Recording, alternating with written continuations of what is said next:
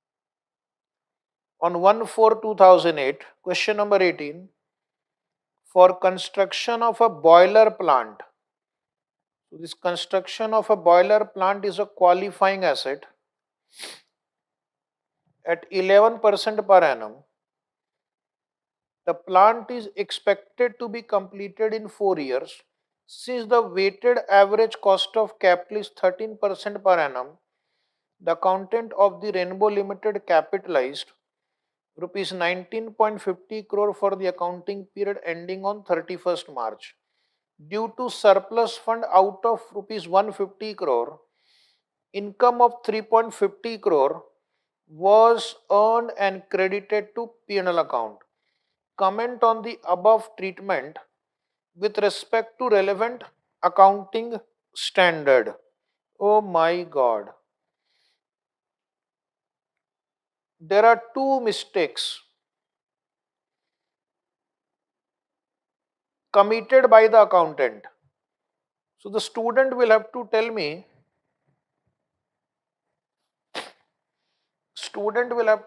which are the two mistakes. First mistake, second mistake. Anybody? First mistake is what? First mistake is they have taken weighted average cost of capital. They have taken weighted average cost of capital 13% for calculation purpose.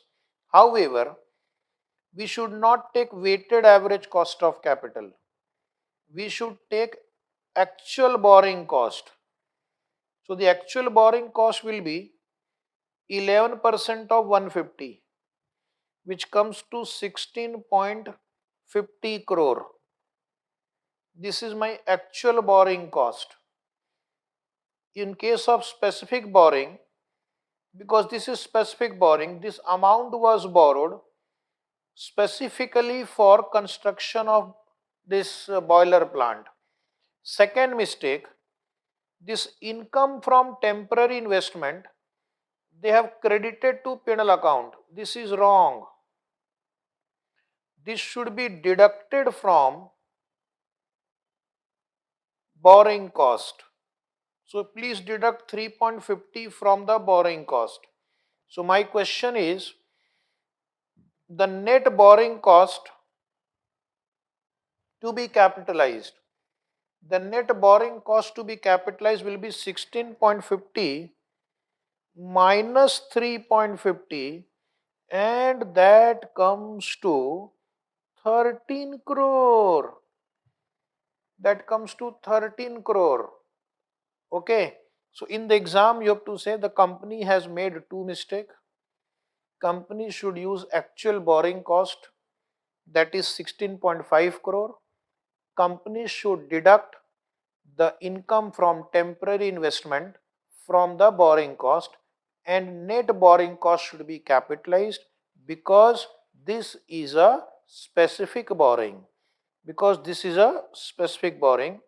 So the answer is, as most of you have correctly answered, the correct answer is 13 crore rupees will be capitalized. Okay. So this question you read the answer as homework. Answer is printed in detail. So please find out some time today. And in fact, I will say your homework is all questions. You will try today all. Once you are able to try all questions, then in the exam you will be able to solve any question on this topic. Many students do not take this topic seriously and they make small mistakes, but that will cost you a lot. We cannot afford to make mistake here.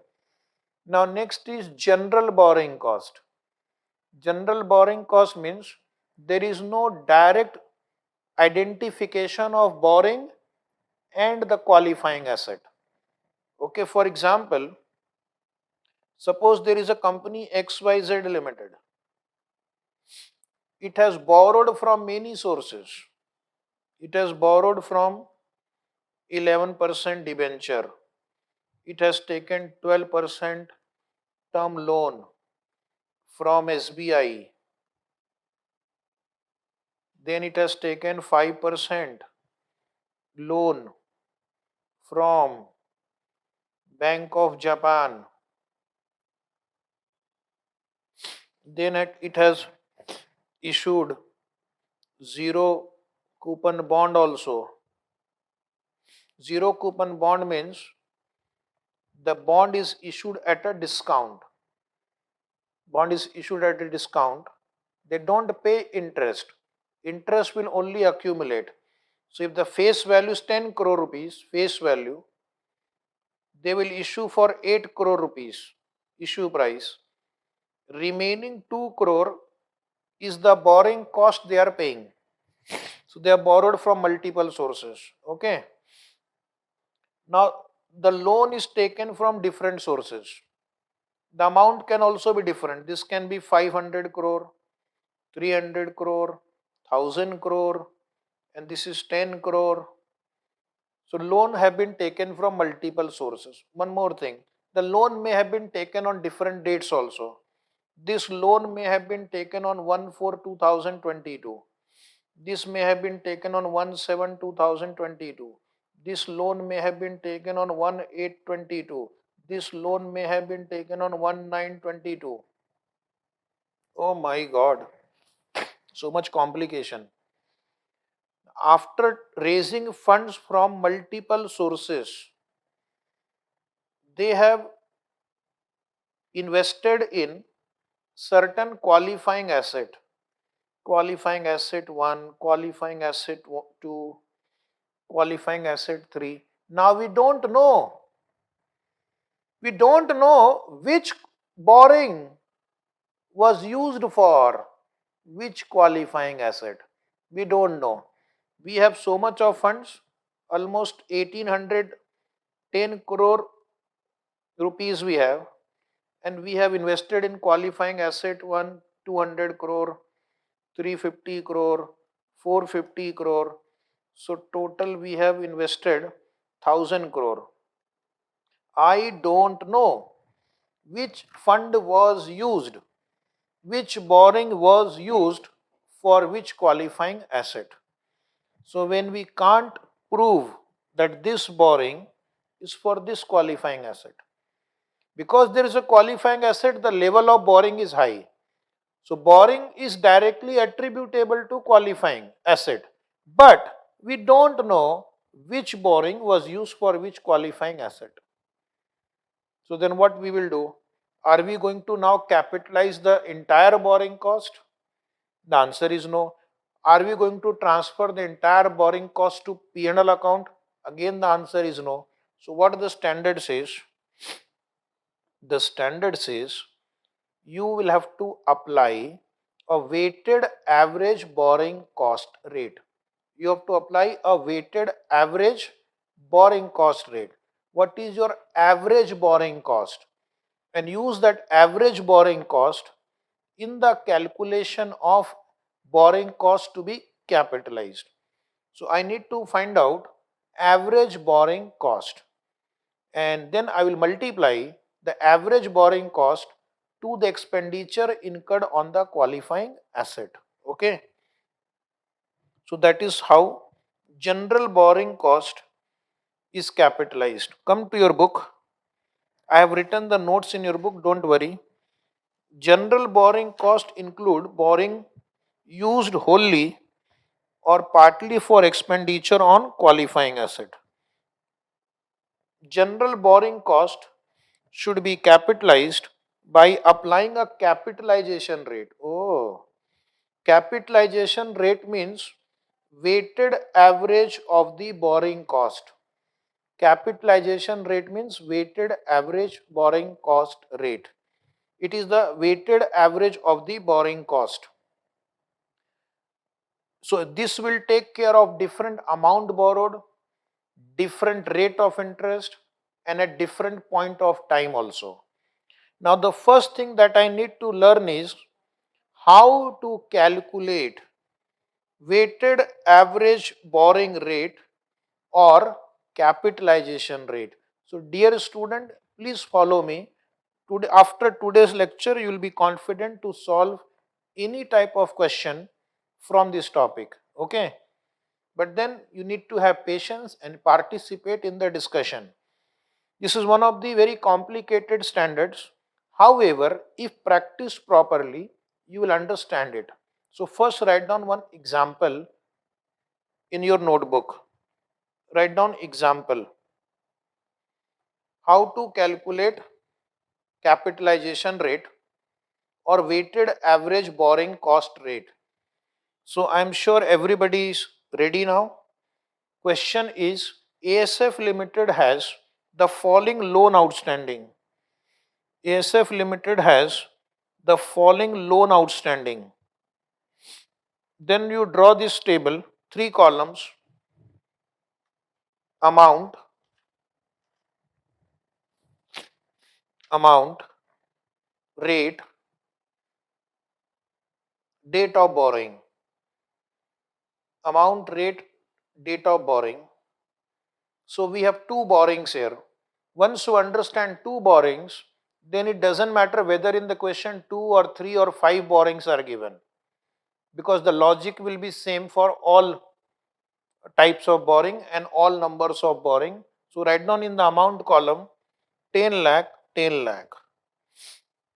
Rate column write down 9%, 8%. Date of borrowing rate 1/4/2023, 1/10/2023. Calculate the capitalization rate. Calculate the capitalization rate. Year ending date is 31st March 2024. Year ending date is 31st March 2024.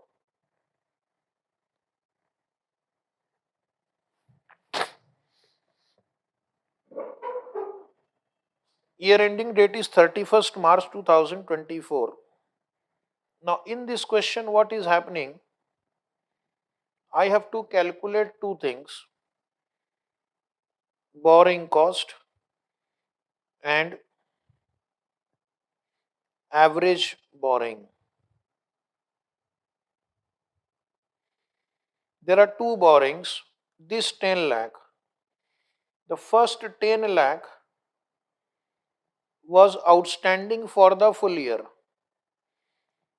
So the interest will be 10 lakh into 9% into 12 by 12 on this first borrowing. So that should be 90,000.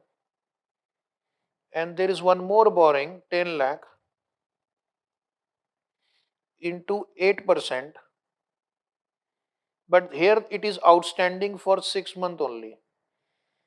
So that means this should be 40,000.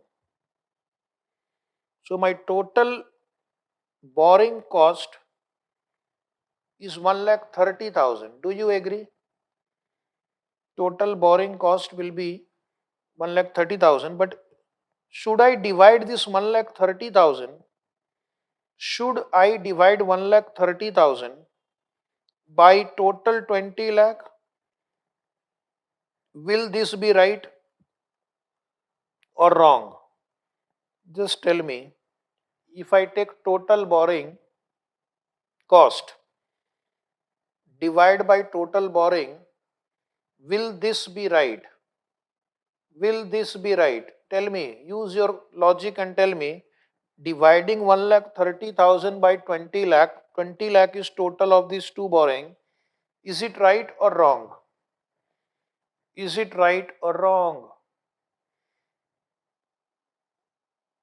Is it right or wrong? The answer is, this is wrong. Why this is wrong? Here, while calculating the interest, I have taken 90,000 based on full year. 40,000 is based on 6 months only. So even the borrowings will have to be assigned weights. How do we assign weights to the borrowing now? So my average borrowing will be this first 10 lakh was outstanding for 12 months. But the second 10 lakh was outstanding for 6 months. So I'll multiply by 6 by 12 and this comes to 10 lakh plus 5 lakh, 15 lakh. This is called average borrowing. This is called average borrowing. And now my average borrowing cost or rate will be, I have paid 1,30,000 and my average borrowing is 15 lakh. Now if I take 1,30,000 divided by 15 lakh, that gives me around 8.67%. Please check. That gives me around 8.67%, and that is called capitalization rate. This is my average borrowing cost for the year. This is on an average we are borrowing funds at this rate. On an average we are borrowing funds at this rate, that is 8.67%. This is how capitalization rate is calculated. So write down the answer properly. Write down the answer properly. Right. In the notebook, now write down the answer. That was only for explanation part. Presentation is very important in the professional exams, because sometimes you lose marks for bad presentation. So we will write down everything today very nicely. Understanding and presentation both are important. Quality is also important and the presentation is also important. See, calculation of capitalization rate, serial number particular. Here I am going to calculate the borrowing cost. Here I am going to calculate the average borrowing. So first you write down A. First was my 9% borrowing. 9% borrowing was outstanding for full 12 months. So my interest would be 9% of 10 lakh into 12 by 12. Write everything. Later on, don't take chance. You may get confused later. 90,000. And this 10 lakh rupees was outstanding for full 12 months. This 10 lakh was outstanding for full 12 months. So the weighted average borrowing will be 10 lakh into 12 by 12. 10 lakh was outstanding for 12 months. So 10 lakh into 12 by 12. Point B, another borrowing is 8%. In the exam, they may give you 3, 4, 5, doesn't matter. Same process we have to follow. 8% borrowing was taken on 1st October. Year ending date is 31st March. So this was outstanding only for 6 months. So the answer is you pay 40,000 and the weighted average borrowing will be 10 lakh into 6 by 12. That is your 5 lakh. Take the total. Total borrowing cost is 1,30,000 and your average borrowing is 15 lakh. Average borrowing is 15 lakh. So therefore, you will write down therefore capitalization rate is equal to this borrowing cost divided by this weighted average borrowing. And that comes to, as you correctly said, 8.67%. 8.67%. So first important thing we have learned in general borrowing, how to find out weighted average borrowing rate. Okay. Then your question will be, what I am supposed to do with this? What I am supposed to do with this 8.67%? You have to multiply this 8.67% into average expenditure incurred on qualifying asset. Suppose there is a qualifying asset on which we have incurred, let us say, 1 lakh rupees. there is a qualifying asset on which we have incurred 1 lakh rupees. So I am going to multiply 1 lakh into 8.67. So 8670 rupees will be the borrowing cost to be capitalized. This is the purpose of weighted average borrowing rate. Then the student will ask, we have incurred 1,30,000, but you are only capitalizing 8670. This is general borrowing. Entire borrowing was not for qualifying asset. Borrowing was used for other business operations also. So remaining borrowing cost which cannot be capitalized, what the standard says? Whatever cannot be capitalized will be charged to, come on, will be charged to P&L account. Will be charged to P&L account. So remaining borrowing cost will be charged to P&L account. Okay. Now we will take a advanced question to understand this concept of general borrowing and specific borrowing. Okay. So are you with me? Please write one more question. Please write one more question for clarification and understanding purpose. Write down next question. Very important. This type of questions will be asked in the exam, which you are going to solve now. Very important, write down in bracket. We know limited.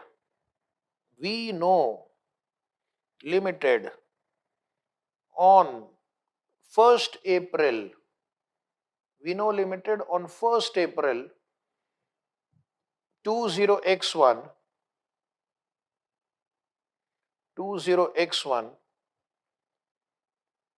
borrowed 9%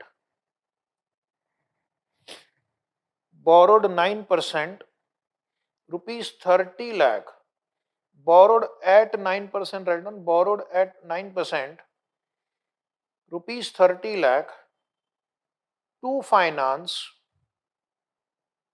the construction of two qualifying asset. To finance the construction of two QA. Suppose you don't have time right now, you can write QA, not in the exam. Construction started on 1st April. Construction started on 1st April. The loan facility was availed on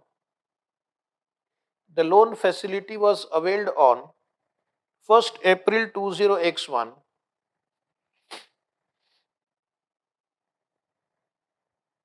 and was utilized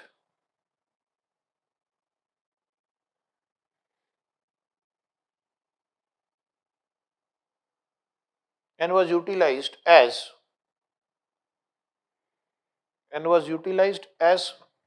follows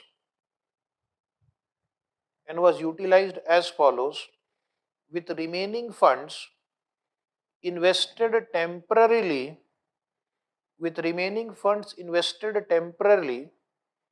at 7%. Remaining funds invested temporarily at 7%. Then you draw this table with 3 columns total. Left side date, how these funds were utilized, factory building, office building. Date column right, 1st April 20x0. On 1st April, they have invested or spent, they spent 5 lakh on factory building, 10 lakh on office building, 10 lakh on office building. Then on 1st October 20x1,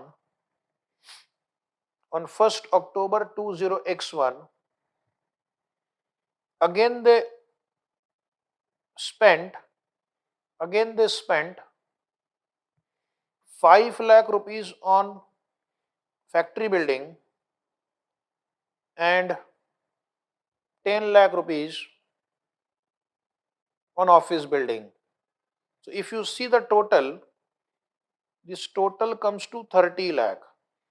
This is what they have borrowed, 30 lakh. Calculate the cost of the asset. Calculate the cost of the asset and the borrowing cost to be capitalized and the borrowing cost to be capitalized. Come on, calculate the cost of the asset and the borrowing cost to be capitalized. Now, this question is not clearly given whether this borrowing is general borrowing, whether this borrowing is general borrowing, or whether this borrowing is specific borrowing. Question is not clear on that. Although this question looks like a specific borrowing case, what I will do, I will solve this question two times. Oh, two times. Yes. Why? Suppose the problem says it is a general borrowing.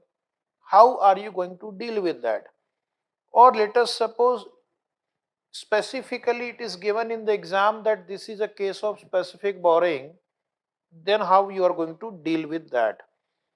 If it is a general borrowing, if it is a general borrowing, then I will have to calculate the weighted average borrowing cost rate. But fortunately in this question, there is only one borrowing. There is only one borrowing at 9%. So therefore my weighted average borrowing rate will remain 9%. And if you are going to treat it as general borrowing, then I have to multiply the weighted average borrowing rate into average expenditure incurred. So if you look at this expenditure on factory building, first 5 lakh was incurred on 1st April, next 5 lakh was incurred on 1st October. So my average expenditure is not 10 lakh, 5 lakh for full year. So 5 lakh into 12 by 12.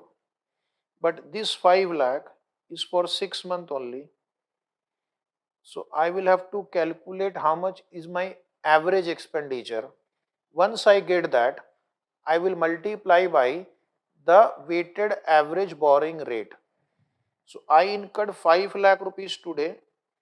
So don't you think on 5 lakh interest should be calculated for full year, and on this 5 lakh interest should be calculated only for 6 months. So that is what we are doing. Okay. So we will calculate weighted average expenditure incurred and multiply by the average borrowing cost, which in this example doesn't require any calculation. It is 9% because there is only one loan. Same thing we are going to do for office building also. Then your question will be, what about the income earned from temporary investment? If it is a general borrowing, then income from temporary investment is transferred to P&L account. If it is general borrowing, so case 1 we are assuming general borrowing. So please solve. Write down. Question should be in front of you and you should give me the answer fast. In the exam, if this question is asked and if you don't have much time, then you assume specific borrowing, because this question is drafted more for specific borrowing. But for understanding purpose, we will also see how to deal with this question if it was a general borrowing. General borrowing means you cannot identify the borrowing with the qualifying asset. So start with first assumption 1, general borrowing. If it is general borrowing, then First, one by one, factory building. Factory building, 5 lakh rupees was incurred on 1st April, 5 lakh rupees was incurred on 1st October. So my average expenditure would be this 5 lakh for 12 months and this 5 lakh for 6 months. So you write like this: 5 lakh into 12 by 12 plus 5 lakh into 6 by 12 plus 5 lakh into 6 by 12. Final answer will be 7 lakh 50,000. 7 lakh 50,000. Point number B, write down. Point number B, borrowing cost to be capitalized. Borrowing cost to be capitalized. So you will multiply 7 lakh 50,000 into 9%. In this question, there is only one borrowing. No need to calculate the capitalization rate. If there are two borrowings, then we can do it. So that comes to 67,500. Now I will tell you the logic of this. If suppose you don't want to do this average borrowing calculation, what you can do? Apply the simple school level mathematics. You have spent 5 lakh rupees on 1st April. So 5 lakh into 12 by 12 into 9% interest we have to consider on the first expenditure incurred on 1st April. Then I have incurred 5 lakh rupees on 1st October. So don't you think I should consider only 6 months interest here? Yes. Now take your calculator and try the calculation. This interest comes to 45,000 and this interest comes to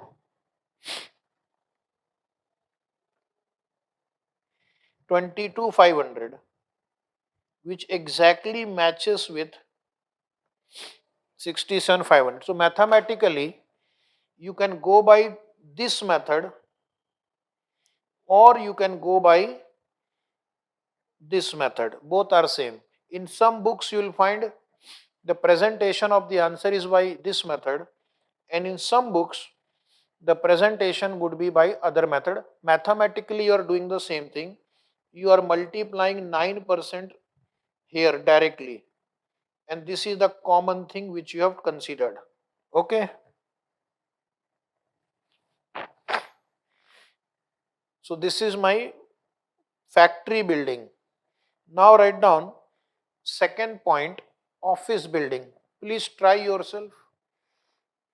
Please try office building yourself and tell me how much borrowing cost will be capitalized. In case of office building, 10 lakh was incurred today and 10 lakh was incurred after 6 months. So my average borrowing will be 10 lakh into 10, 12 by 12, and the second 10 lakh into 6 by 12. So this gives me an average expenditure of 15 lakh. And the borrowing cost to be capitalized will be, take 15 lakh, borrowing cost to be capitalized 15 lakh into 9%. That comes to 1 lakh 35,000. Sanket is right. 1 lakh 35,000 is the answer. Now the question is, what is the total borrowing cost to be capitalized? The total borrowing cost to be capitalized will be 67,500, that is your first building, plus 1 lakh 35,000, that is your second building, and that comes to 2 lakh 2,500. Tanya is right.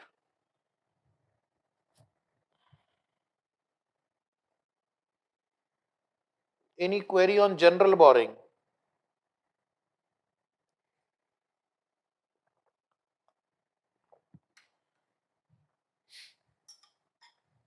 Okay, no query. Your query could be, what about the income earned on temporary investment?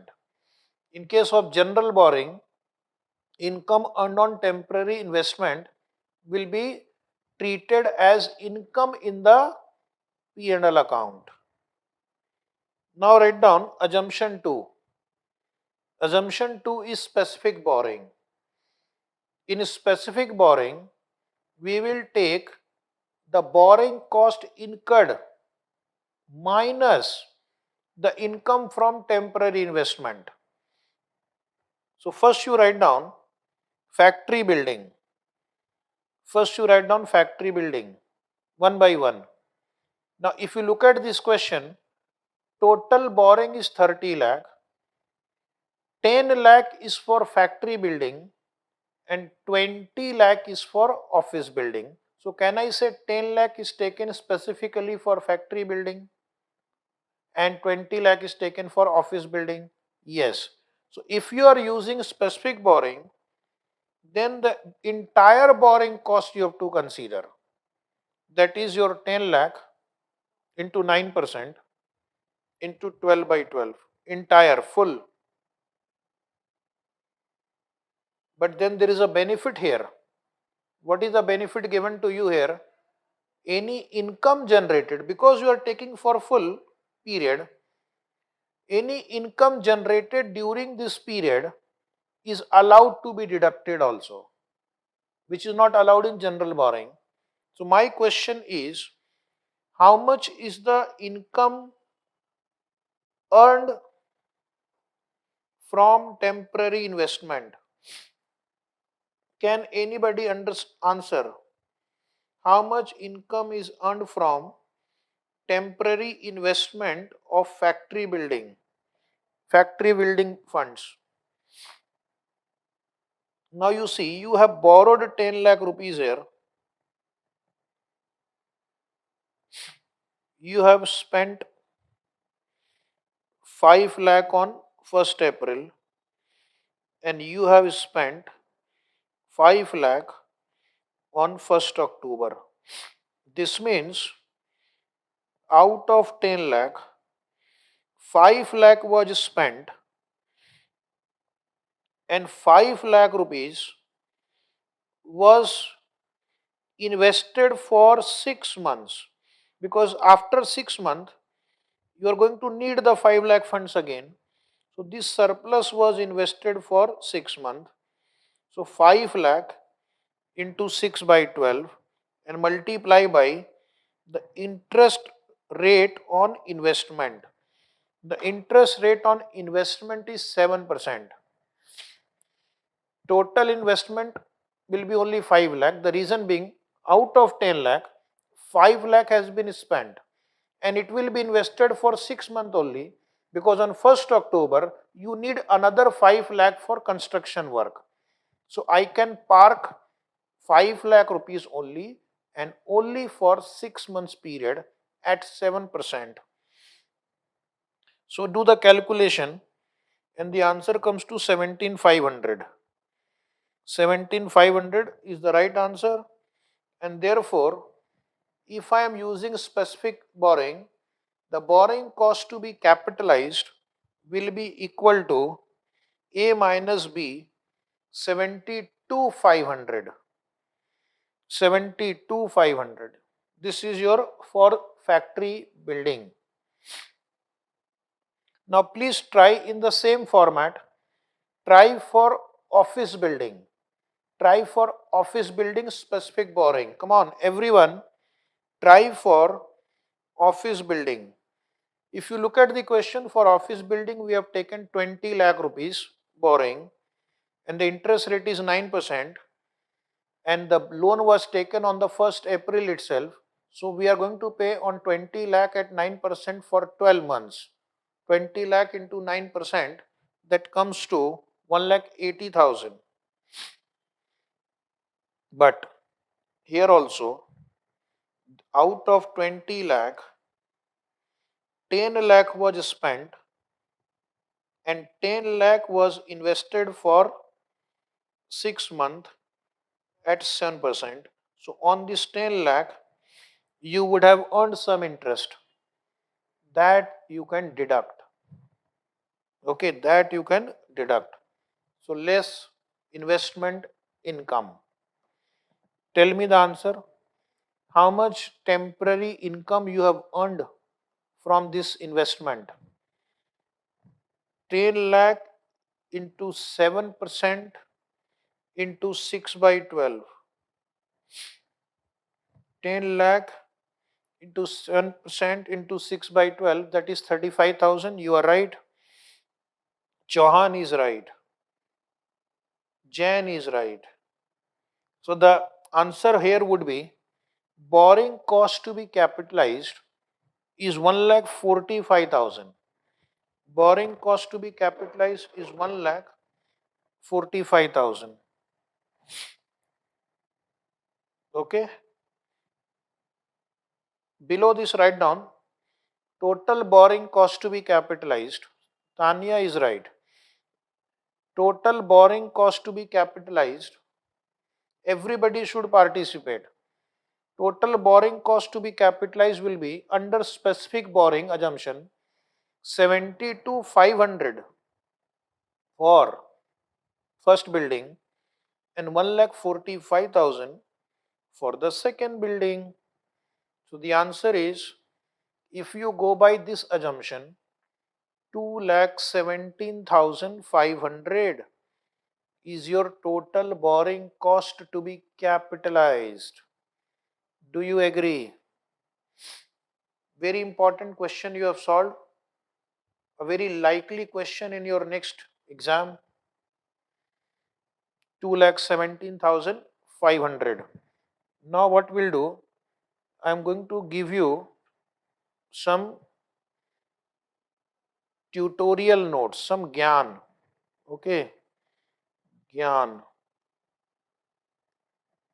Later on, if you have any confusion, first you read the notes, then ask me the query. So write down tutorial note number 1. Now this is not for exam, this is for understanding. So if you get this question in exam, no need to write these points. This is only for you. When you revise it, you will find it easy. So write down in specific borrowing, underline the whole borrowing cost, the whole entire whatever you pay, actual, less investment income, less investment income will be capitalized, will be capitalized. Do not calculate, do not calculate average expenditure. Otherwise, you will be making a mistake. If you are calculating average expenditure, which means you are not considering the full interest expenditure and you are also deducting investment income, this will be a mistake. So in specific borrowing, we don't calculate average expenditure because we are taking total borrowing cost. Second, write down the answer will change. The answer will change depending upon the assumption. If you don't have time in the exam, then I will recommend you follow specific borrowing in this particular question, because the loan amount and the expenditure on two building are exactly matching. Write your assumption in the exam. Write your assumption in the exam. Third point, write, do not deduct investment income. Do not deduct investment income. This is a mistake you can make. Do not deduct investment income in case of general borrowing. In case of general borrowing, because in general borrowing, we are allowed to use average expenditure. So when you are using average expenditure, don't consider investment income. And when you are not using average expenditure, you will consider the investment income. That is the logic. Has everybody written? Say yes, then I will go to next discussion. Has everybody noted the answer and this tutorial notes? Right. So we will go to question number 2 in your book. It is there in your book. Question number 2. Example 2 is written probably. So please come to this question you will find in your book. No need to write the question. Similar problem, a little advanced version now. Advanced version, right? Very, very important. If you look at your institute's exams, RTP, MTP, similar questions are there. Advise X Limited on weighted average cost of borrowing and the interest cost to be capitalized based on the following: total borrowing and interest cost of X Limited for the year ending 31st March 2005 are as follows. So these are the different dates of borrowing. The first borrowing is on 1st April. It is an 18% bank loan. Loan amount is 1000 and they have calculated the interest for you. How they have calculated? 1000 into 18% into 12 by 12. If this column is not given, then this is how you will calculate it. Fortunately, it is done. One working note you can skip: interest calculation. Another loan is 110 2004. It is a 14% debenture 2000 and interest is what, 140 2000. Let us check into 14% into 6 by 12 because it was taken on 1st October. So please confirm 140 is right. Then another loan is 1st July because they should have given this here. Wrong sequence just to confuse an already confused student. 16% loan 3,360. So let us just try on your calculator. 3,000 into 16% into, this is for 9 months, 360. And if you take the total of this interest for the entire year, they have incurred an interest of 680 rupees. Please check. They have incurred an interest of 680 rupees. Okay. The total borrowing is 6,000. Now, what mistake the student can make? He may divide 680 by 6,000. That will be wrong because these borrowings are outstanding for different period. So, I need to calculate weighted average borrowing by checking the period for which they were outstanding. This was outstanding for 12 months.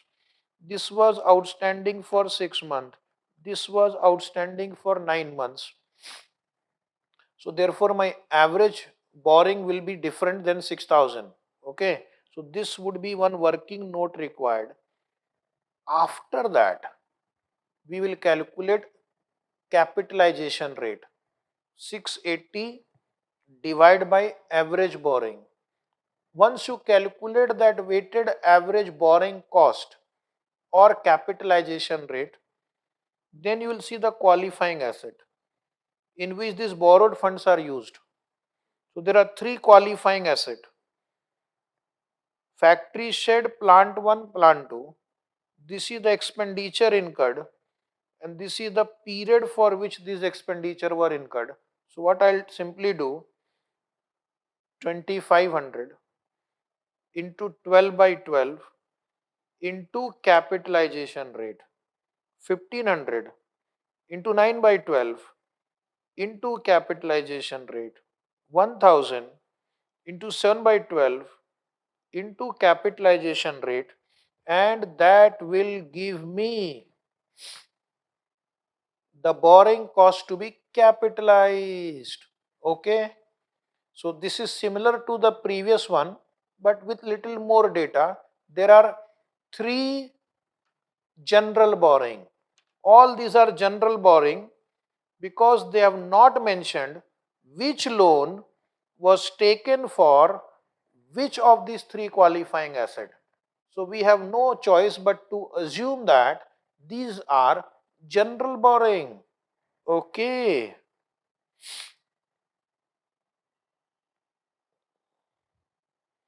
So write down step number one. Very easy question. Once you start understanding, you will say it's a very easy chapter. Step one, write down weighted average borrowing. Weighted average borrowing. Step number one, weighted average borrowing. Weighted average borrowing is equal to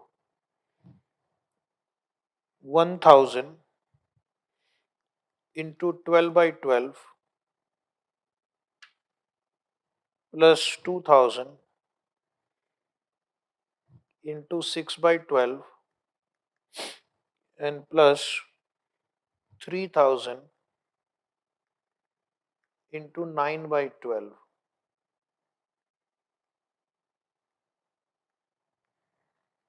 So please calculate and tell me what is this figure. One student is saying 4250.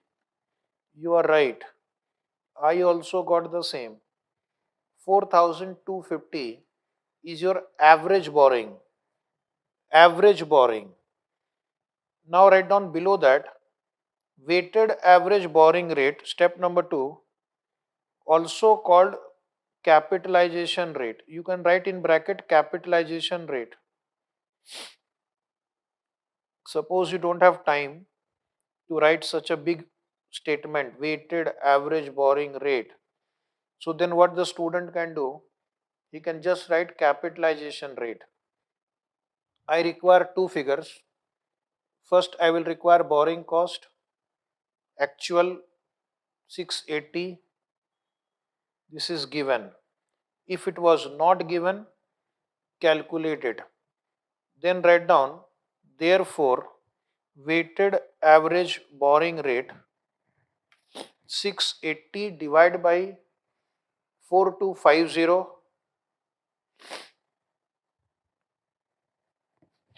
680 divided by 4250, you'll get 16%. Kindly check. Yes, Sanket is right.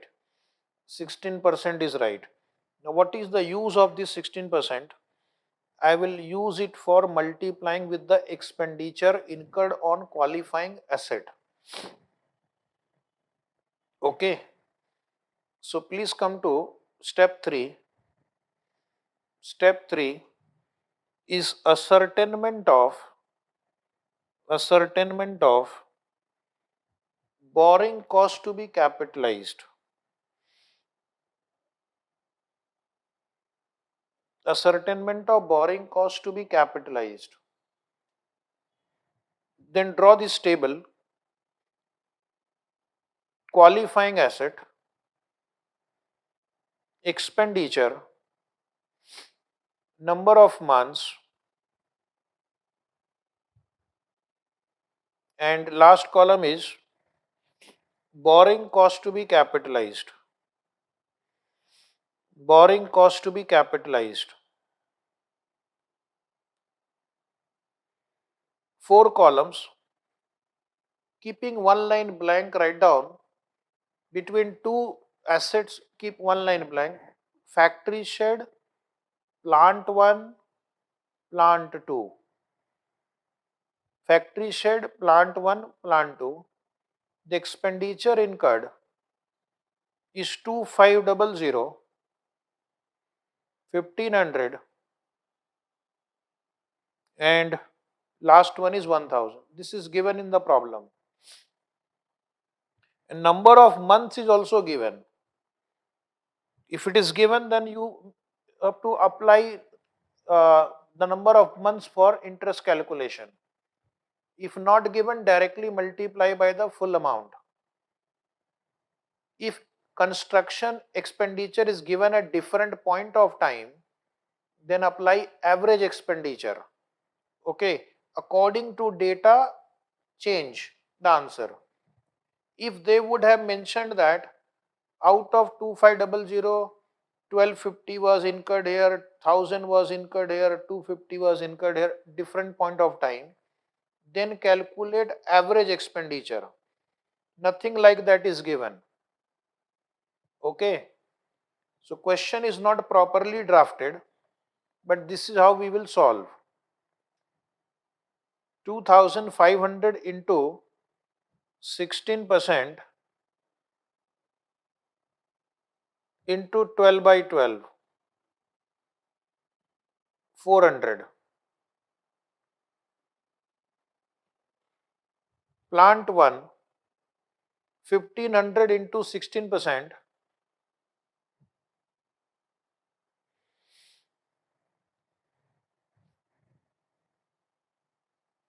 into 9 by 12. Check 180. Plant 2, 1000 into 16% into 7 by 12.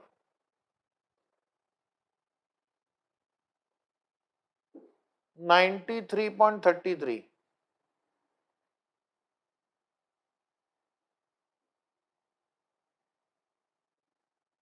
This way, the borrowing cost will get capitalized. And now take the total. The total comes to 673.33. Check the answer. 673.33. It should not exceed the actual borrowing cost. Okay. We have to check the total. It should not exceed the actual borrowing cost. How much was the actual borrowing cost? The actual borrowing cost was 680 given in the problem also. You are capitalizing only 673.33. What will you do with the balance?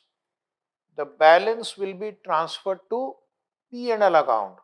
The balance should be transferred to P&L account. Your question will be, what if this is more than 680? Then I will restrict myself to 680 only. I will not take more than 680. Is it right? If this figure is more than 680, then I will take 680 only. So we will take a different problem where my total will exceed the actual borrowing cost, and that time with actual calculation I will show you how to deal with that. Okay. So write down, below that write down step number 4. Step number 4, write down borrowing cost to be expensed. To be expensed means to be charged to P&L account. Now the answer would be total borrowing cost minus borrowing cost to be capitalized. Total borrowing cost minus borrowing cost to be capitalized. 680 minus 673.33, and that is 6.67. That is 6.67. This will go to P&L account. This borrowing cost will be transferred to profit and loss account. The remaining borrowing cost, this amount, will be added to the cost of the qualifying assets. Okay. So this answer is over. Next question. Question number 23. So if you take your notes and turn few pages, you will come across one very important question number 23. And this we are going to solve in the notebook. In spite of the fact that the answer is printed, we are going to solve in the notebook so that you will practice in class, and our format will be different from the institute's format also. So all of you please come to question number 23.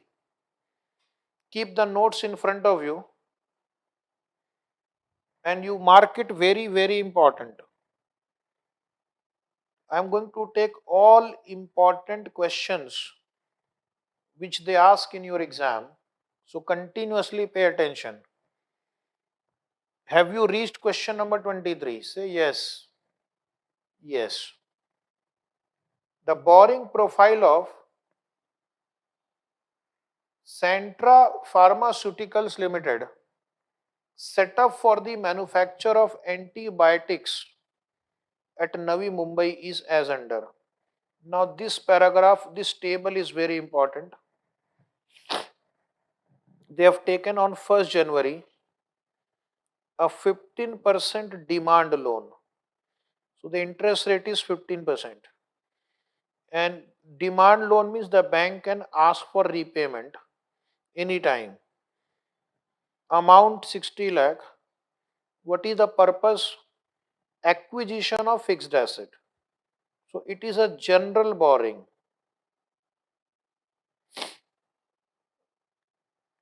And the other incidental expenses are 8.33%. Not only you have to pay interest, you have to also incur incidental expense on this borrowing, that is processing fees, brokerage, all this together are called incidental expense. So what is the new thing you will learn in this question? This column, which was not there. Other new thing you will learn in the same problem. In the same problem, there is a specific borrowing also. On 1st July 2008, term loan was taken 40 lakh, but this is for acquisition of, now they mentioned plant and machinery. Plant and machinery means this becomes specific. Fixed asset is a general term. Again on 1st October, there is a 14% bond, amount 50 lakh, acquisition of fixed assets. So this also you will call general borrowing. General, and in between you have specific. And these are some other incidental cost. This will also be treated as borrowing cost in your calculations. Any query till now? The incidental expenses consist of commission. This is what they are explaining here. And service charges for arranging the loan and are paid after rounding off to the nearest lakh. So you have to round off to the nearest lakh. Anyway, that is not very important. Now below that they have mentioned where this borrowing was used. The fixed asset consists as follows. Fixed asset considered as qualifying assets are as under. So there is a sterile manufacturing shed. There is a plant and machinery total and other fixed asset. These are qualifying asset 1, 2, 3. Now as far as plant and machinery is concerned, you have spent 90 lakh. Out of that 90 lakh, 40 lakh is specific borrowing. But only 40 lakh was specific borrowing. Remaining amount would have been spent out of general borrowing. So in case of plant and machinery, I will have to consider not only specific borrowing, I have to also assume that the remaining expenditure on plant and machinery was out of general borrowing. So always first we will assume that expenditure is out of specific borrowing, but if that specific borrowing is not sufficient, we assume balance borrowing is out of general funds, general borrowing funds. The project is completed on 1st January 2009. And when was it started? Different dates are given here in the question, and is ready for commercial production. Show the capitalization of the borrowing cost. Very important question. You have general borrowing and specific borrowing in the same problem. You have also incidental expense adjustment in the same problem. So please take out your notebook and write down their question number, page number, and start solving. So first you write down specific borrowing term loan, step 1. Specific borrowing dash term loan.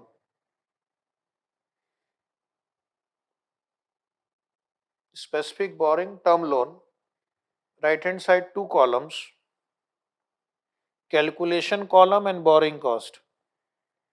You have to calculate interest also, you have to calculate incidental expense also. This time incidental expense is also there. So first you write down interest. First write down interest. Interest will be charged on term loan. Term loan was taken on 1st July. So you keep question in front of you. Question number 23. 40 lakh rupees the loan. Just look at that middle sentence. 1st July 2008. 14.5% is your interest rate on term loan, and the term loan was taken on 1st July. So I will apply 6 month here. So that comes to check the answer 2.90 rupees in lakhs. 2.90 rupees in lakhs. Then write down incidental expense. Incidental expense will be simply 5% of the loan. The broker or the commission simply ask you a flat rate. Don't multiply by 6 by 12. It is incidental expense. It is flat. 5% of the loan amount. 5% of 40 is 2. So this is my specific borrowing cost. 4.90. This will be charged to plant and machinery. Do we have any investment income in this question? Check and tell me. There is no investment income in. Okay. So my life is easy. No further adjustment. This 4.90, you will capitalize it over the cost of plant and machinery. This will be capitalized over the cost of plant and machinery. This is my specific borrowing. Now we'll come to general borrowing. So you will give it step number 2. Now we have to calculate weighted average borrowing rate for general borrowing. Weighted average borrowing rate for general borrowing. Weighted average borrowing rate for general borrowing.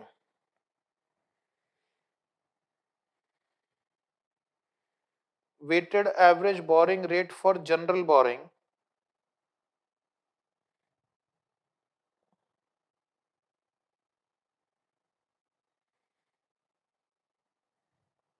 Write down this format.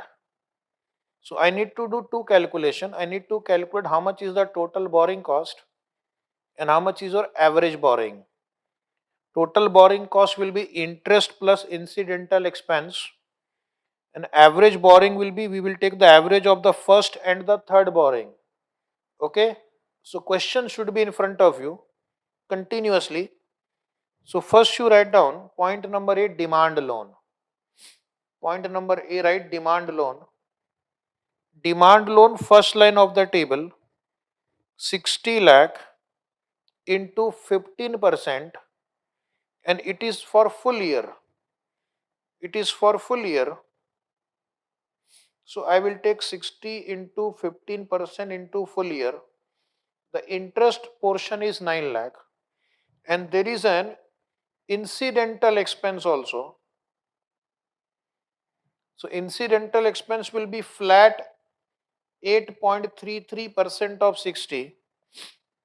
So take the calculation, and the question says you have to round off to the nearest lakh. round off to the nearest lakh, 5 lakh. The total comes to the total comes to 14 lakh. The total comes to 14 lakh.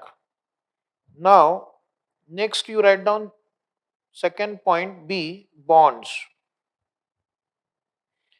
We have two general borrowing, demand loan and bonds.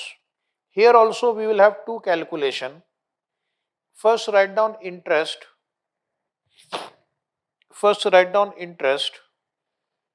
50 into 14% into 3 by 12. 50 into 14% into 3 by 12. It is outstanding for 3 months only, from 1st October to 31st December. Into 3 by 12. So check the answer, 1.75. And then there is an incidental expense of 8%.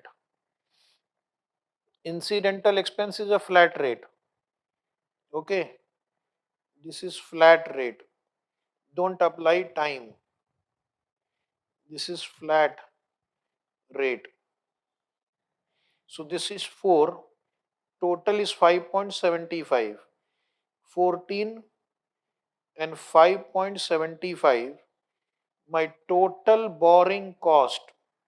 Point number C, write down. Total borrowing cost will be 14 and 5.75. That is your 19.75. Now write down weighted average borrowing. Point number D. Weighted average borrowing. There are two borrowings, 60 lakh and 50 lakh. 60 lakh was for full year and 50 lakh was for 3 months only. And 50 lakh was for 3 months only. So you will take 60 plus bracket 50 into 3 by 12. Check the calculation. 72.50 lakh. 72.50 lakh. This is my borrowing cost. This is my average borrowing. So therefore point number E would be weighted average borrowing rate. Weighted average borrowing rate or capitalization rate. C by D. C by D, and that comes to 27.24%. 27.24%. Is everybody getting 27.24%? Say yes or no. 27.24% is right, everybody? If the answer is yes, we will go to our next part. Because once this weighted average rate we have got it, then my task become easier.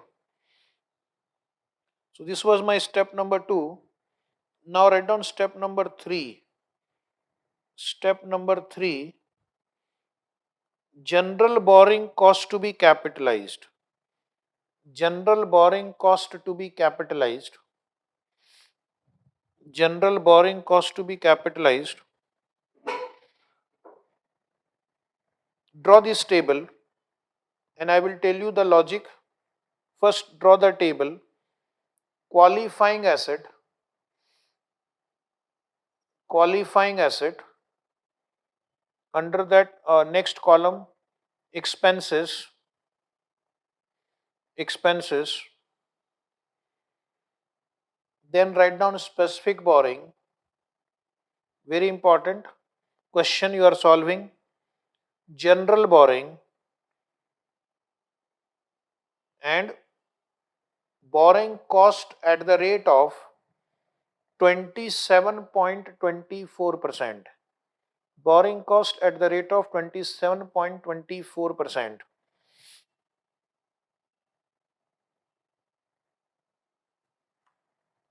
Format is ready. Now in qualifying asset column, right, first qualifying asset is manufacturing shed, right? Manufacturing shed, one line blank. Second is plant and machinery. Third is other fixed asset.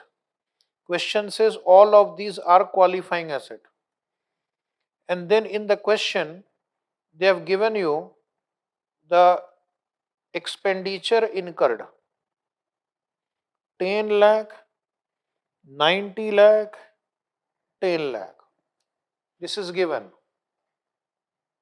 Now, if you have specific borrowing and general borrowing both, understand that out of this 90 lakh,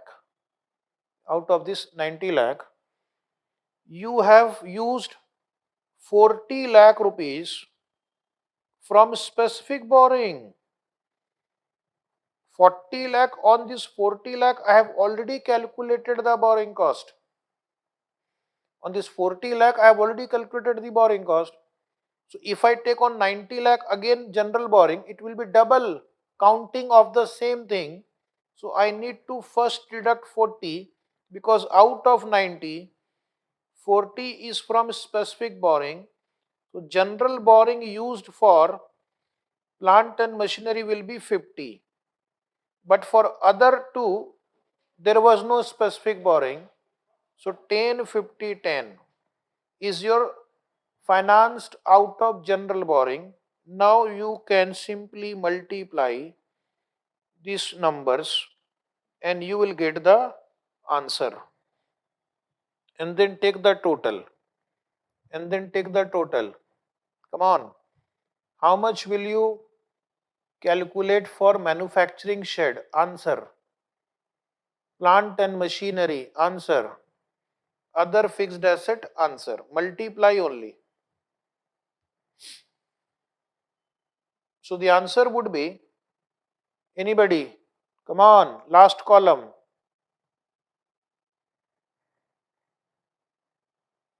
2.724, right, for shed. 13.62 for plant. 2.724. 2.724, and take the total. This comes to 19.068. 19.068. Your actual general borrowing cost was much higher. Therefore, this we can capitalize. Your actual general borrowing cost was 19,75,000. Your actual general borrowing cost was 19,75,000. This is 19,06,800. So therefore, you can capitalize this entire amount, and whatever is the balancing figure will get transferred to P&L account. Is it right? So Tanya right, Sanket right, write a note.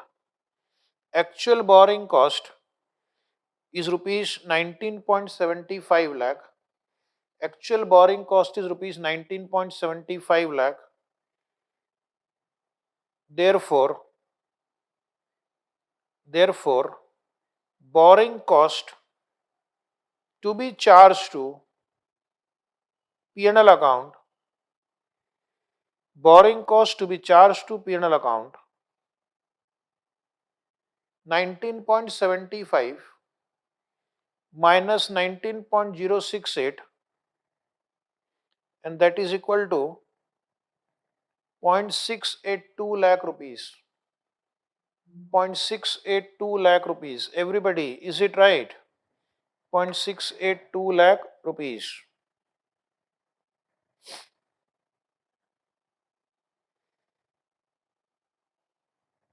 This way, this type of question will be solved. Now the last part, write down. Total borrowing cost to be capitalized. Total borrowing cost to be capitalized. So here I am going to add specific borrowing and general borrowing cost.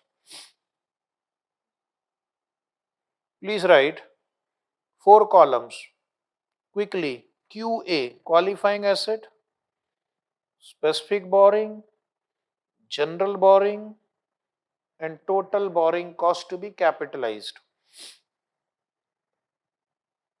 Manufacturing shed, plant and machinery, other fixed asset. You have computed specific borrowing cost in step number 1 for plant and machinery. Go to step number 1, you will find 4.90 lakh there. So specific borrowing cost 0, 4.90, 0, 4.90, and general borrowing in the previous step you have computed. General borrowing 2.724, 13.62,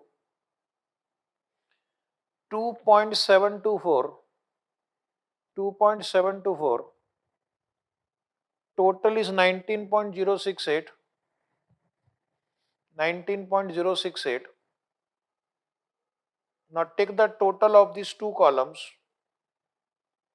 So final answer is 2.724 will be capitalized over manufacturing shed, 18.52 over plant and machinery, and 2.724 over other fixed asset, and this is my final total 23.968. This is the total borrowing cost that will be capitalized in this problem. Okay, so based on the data given, this is the answer. Now any query? If you have any query, please ask me now. Any query on this wonderful and very important question? No query? Okay, one more question we will practice. In the notebook, we will practice question number 22. This will give you practice. Now, this is a very good question for understanding. So, please come to the previous question printed in your book, and that is question number 22.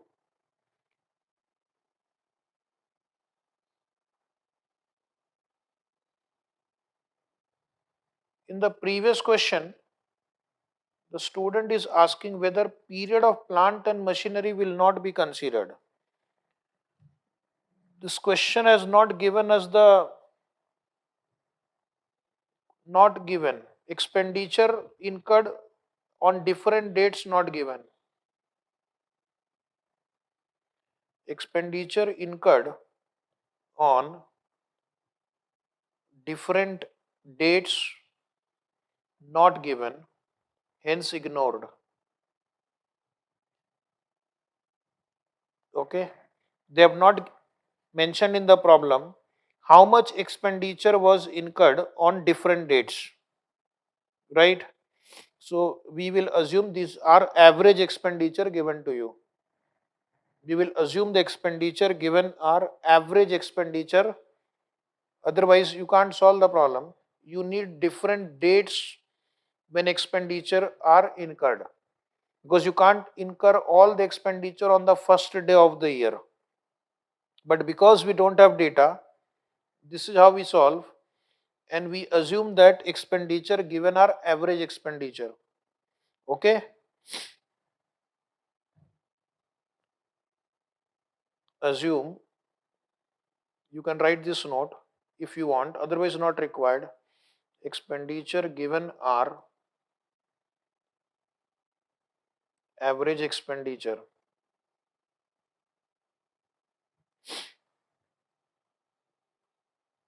Now we'll take a question where expenditure is given on different dates. That is why I said the next question is better. It is a more appropriate question. Question 23, practically that is not how it will work, because expenditure will be incurred at different points of time and we have to get the weighted average of expenditure. Anyway, you have raised a very good query. Come to question number 22.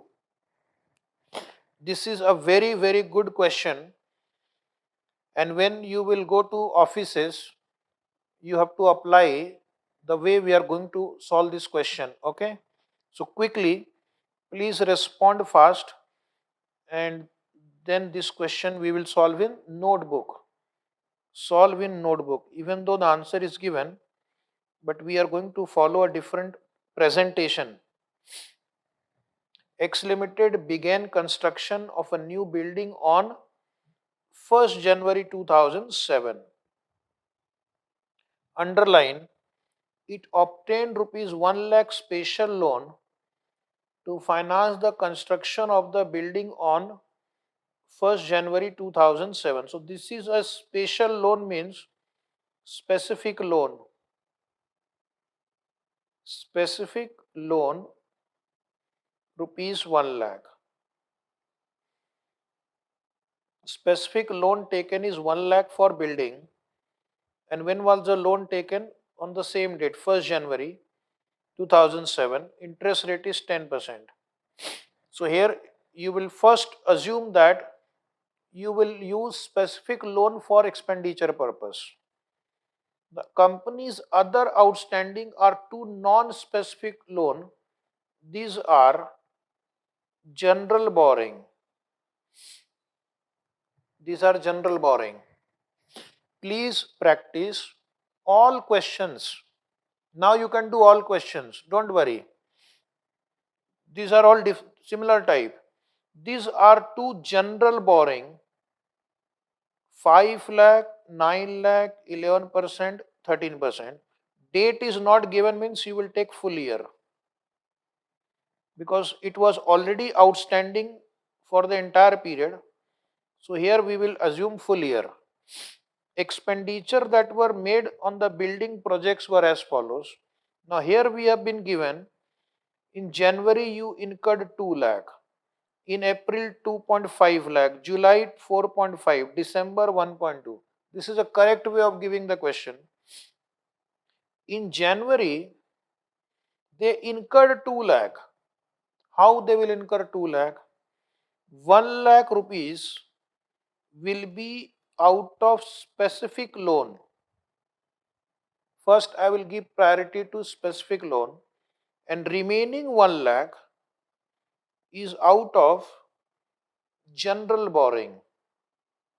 So here I am going to apply the actual borrowing cost, and here I am going to apply the weighted average borrowing rate. Similarly, all these remaining three items I am going to multiply by weighted average borrowing rate, which I will calculate from this data. Okay. Here I am going to multiply by the period, because the student had asked me about period. Now because the dates of expenditure are given, you have to multiply by, let's say, 9 by 12 or 6 by 12, 1 by 12, something like this. Okay. So in this question we have to multiply by period also. That was your query, because the data is now available. Building was completed by 31st December. Very good. From the following principle prescribed in AS-16, calculate the interest to be capitalized. And one more question, pass one journal entry for capitalization of the borrowing cost in respect of the building. So this time one extra question is passing of journal entry. No problem. So this is a good question, because this is how the question should be asked. It is a more realistic question. So please write down, I need one weighted average borrowing rate. Once that is available to me, then this question will become very simple. So my dear students, what I need weighted average borrowing rate for general borrowing. First chance I will give you, 30 seconds I will give you to try your luck and give me the answer. What is weighted average borrowing rate?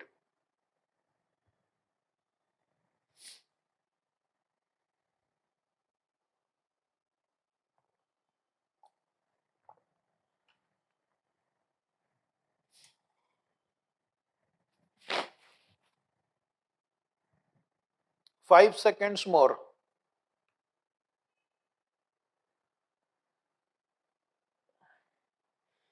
What is weighted average borrowing rate? 2 seconds more.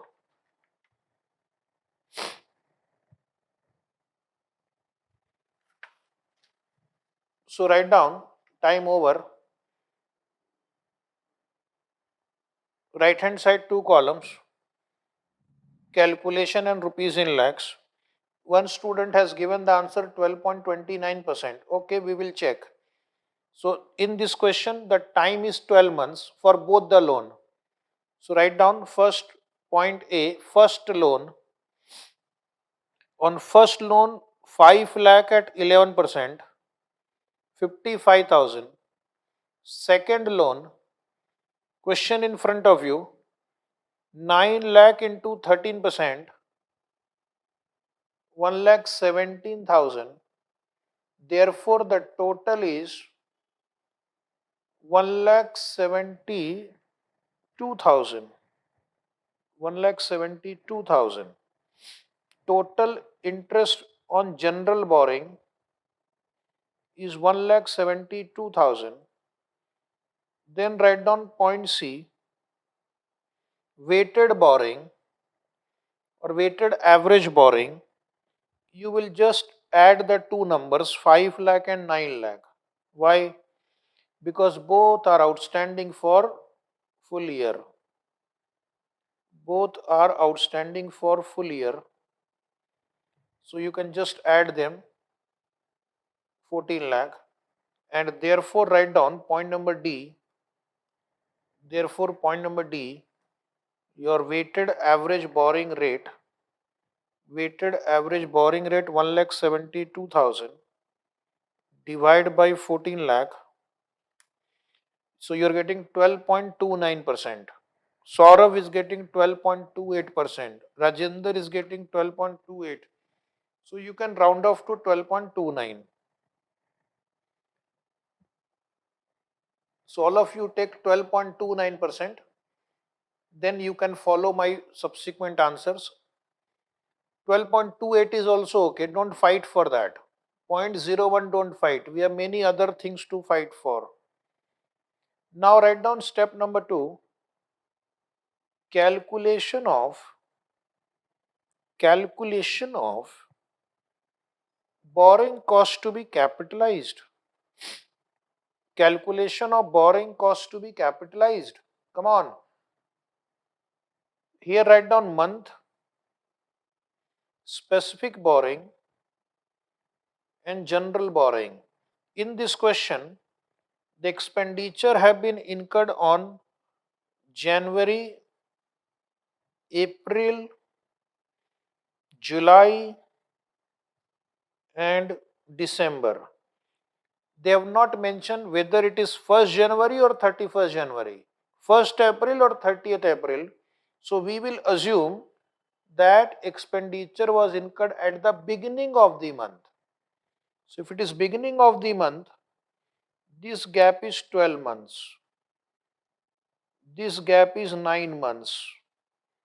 This gap is 6 months. And this will be 1 month. This is how we will do the calculation of interest. Ready? Right. First write down January. You have taken 1 lakh rupees specific loan in the first line of the question at 10%. And this is incurred on 1st January only. So I will take full. Specific borrowing loan in any case is taken for the actual amount. Loan was taken on 1st January for 12 months. So this is 10,000. How this 1 lakh has come? You can mention somewhere it is 2 lakh expenditure minus 1 lakh specific borrowing. Minus 1 lakh specific borrowing into 12.29% into full year, because it is given January, we will assume 1st January. Now write down April. No more specific borrowing, that was fully utilized here. Now everything will go in general borrowing column only. 2,50,000 given into 12.29% and April 1st to December 31st, 9 months. Multiply and give me the answer. Is it 23044? Is it 23044? And then write down July. Then write down July. July you have incurred 4,50,000 into 12.29% into 6 by 12, 6 months. 1st July to 31st December. 27563. Check. December 1,20,000 into 12.29% into 1 by 12 into 1 by 12, that is 1229. 1229. And if you take the total, specific borrowing is 10,000 and general borrowing is 64,216. General borrowing is 64,216. Bracket write down approximately. Due to rounding off, the answer of two students can be little different. So difference of 100, 200 rupees is also okay. 64,216. So first I will write a note here. It is assumed that expenditure was incurred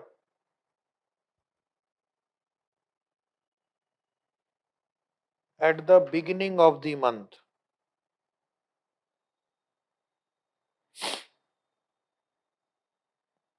Expenditure was incurred at the beginning of the month. It is assumed that expenditure was incurred at the beginning of the month. And second note write down, alternatively, we can calculate average expenditure and then multiply by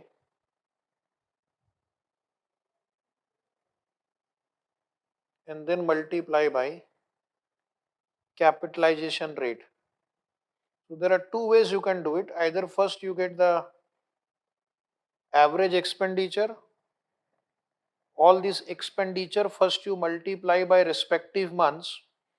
1 lakh into 12 by 12, 2,50,000 into 12 by 12, 9 by 12. So you get average expenditure and then multiply by this common number 12.29. Whichever suits you, you can do it. Both are allowed.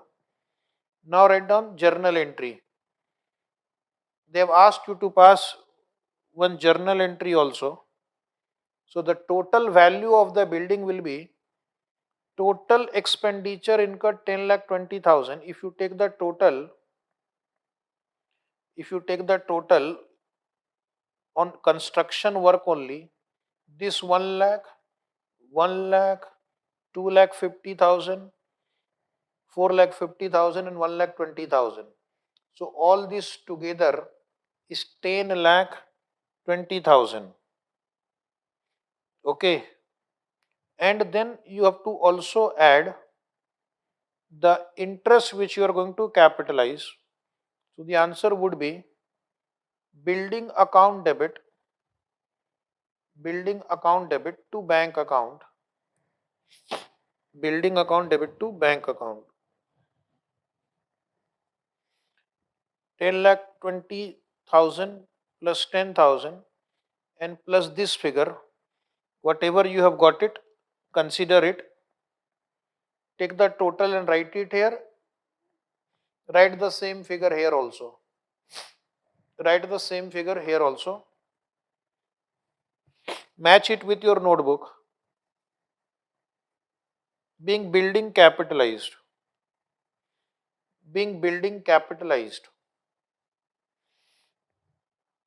Okay, so this answer is over. This answer is over. Now we'll continue tomorrow, same time. Thank you very much. Bye bye. Take care. Have a good day.